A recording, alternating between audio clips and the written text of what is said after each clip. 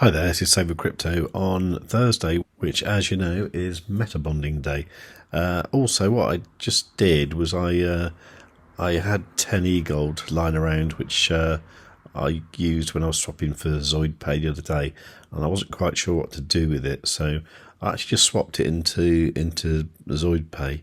The reason being, I was just looking at the way ZoidPay behaves, really. If you look at that on the 1 hour.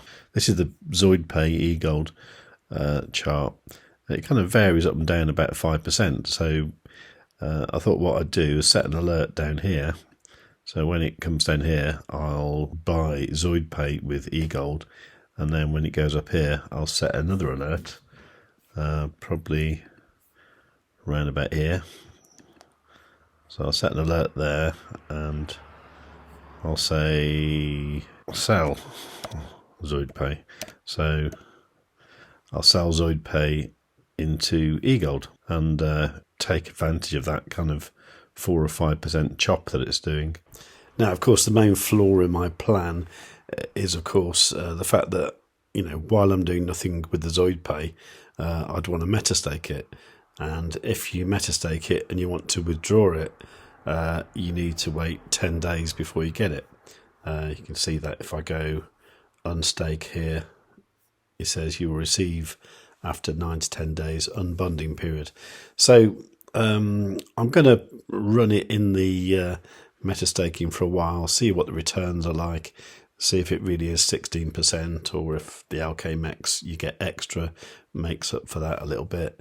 And then, you know, I'm going to look at the way the price does fluctuate against eGold, and I'll decide then what to do. And it might make sense to have it kind of not in metastaking if I'm just going to swap it every week or so, you know. But if it's every few months, then I may as well metastake it meanwhile. Anyway, so that's a plan. And if I get stuck holding either one, ZoidPay or eGold, I don't mind because I like them both. So that's what I'm doing there. So I just need to stake that ZoidPay that I just swapped. But that said, it is Metabonding Day, so I will do the usual claim, and I will actually get an extra 8 ZoidPay when I do that.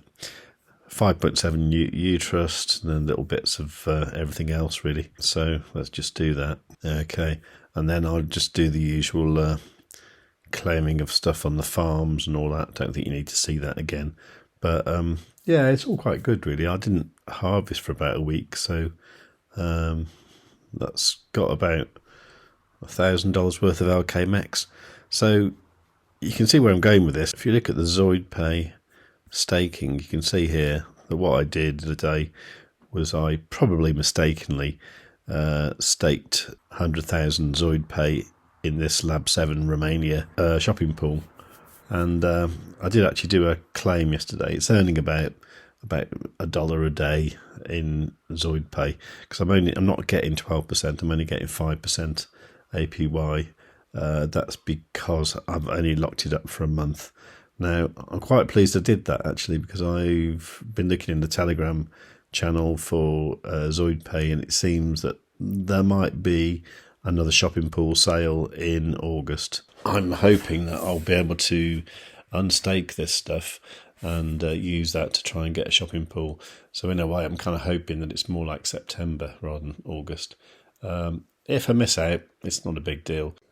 In fact, I had a chat with this guy, Victor, who's from Lab 7 Romania. And, you know, I was saying that the reason I did this was so that I could use the LKMX liquidity. But I didn't realise it wasn't live yet. And he said it's not yet, and the team is still showing some demos. I'm guessing they're waiting for the MEX2 tokenomics. Well, I think everyone's waiting for that, really. He said, I've done a comparison chart for the differences between two staking programs. Basically, if you'd like to use the Chrome extension, it's better to stake in the shopping pool. If not, at the moment, metastaking is giving a higher APR. So, yeah, he's saying 16.2%, which I want to check as well.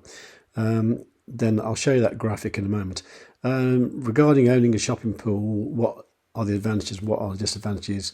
It's a long discussion. And so I kind of guess there's pluses and minuses to it. One of the things with the shopping pool is it does tie up your ZoidPay for 12 months. But anyway, Victor's off on holiday at the moment, so I'll have a call with him when he gets back. So this is the graphic that Victor made showing the difference between shopping pool staking and meta staking. So basically APR in the shopping pool up to 12% depending on the lock period. Meta staking maximum 25, but that appears to be about 16 at the moment. And so that one, shopping pool one, is fixed and the meta staking is variable. Now it appears the meta staking is capped somehow at 5 million ZoidPay. I don't think that's going to affect most people, but it's there anyway. So yeah, the benefit tiers are not live yet for the shopping pool staking, and obviously meta staking doesn't have that sort of thing. But then with the shopping pool, you will have stuff like access to special liquidity tokens and various other things like these staking boosts, etc.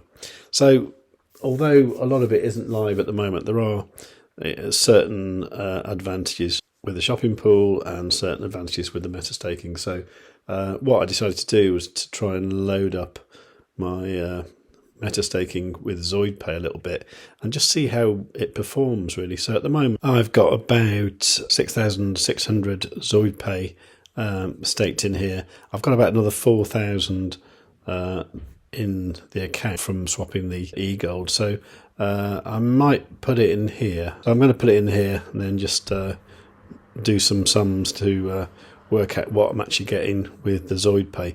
Because of course when you harvest these kind of ones, for example, if I was to harvest the ride one now, I actually get Holoride plus Alchemex. So there's that to bear in mind as well. But for the moment, let's just stake the ZoidPay that I've got. So maximum ZoidPay 3,974. So let's go stake.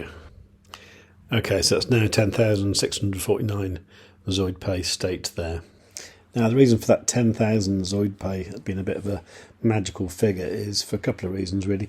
One, I believe if the shopping pool sale does happen, you can register your interest if you have 10,000 ZoidPay, but you will still need to get the other 90,000 ZoidPay together to actually qualify for getting one.